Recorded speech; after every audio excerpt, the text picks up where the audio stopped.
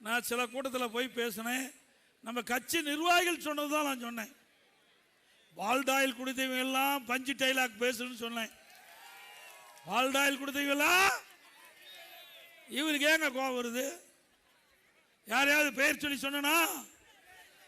எங்கேயுமே பெயரை குறிப்பிட்டு சொல்லல. அப்போ இவருக்கு ஏன் கோபம் வருது? எங்க அப்பா குதிரைக்குள்ள என்ன அவரே சொல்லிட்டார், அவரே உண்மையை ஒத்துக்கிட்டார். ஆக திரு உதயநிதி அவர்களே, உங்களை நான் குறிப்பிட்டு சொல்லவில்லை. யார் பால்டாயில் கொடுத்தாங்களோ அவர்கள் பஞ்சு டைலாக் பேசுறாங்க. எங்க கழக நிர்வாகிகள் சொன்னாங்க, நான் பேசினேன். அதுக்கு எடப்பாடி பழனிசாமி இனி பால்டாயில் பழனிசாமி, நீ என்ன பேர் வேணா வச்சுக்கியா, அதை பத்தி கவலை இல்லை. ஆனா இப்பொழுது ஒரு உண்மை தெரிஞ்சு போச்சு, பால்டாயில் குடிச்சவங்க யார் என்று இப்ப தெளிவாக்கப்பட்டு விட்டது. நாம பெயரை சொல்லாம பொதுவா பேசிக்கிட்டு இருக்கிறோம்.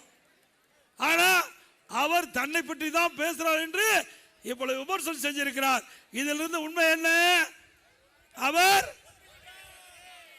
உண்மை ஒத்துக்கிட்டார்ல. மக்கள் சொன்னா மகேசன் தீர்ப்பு.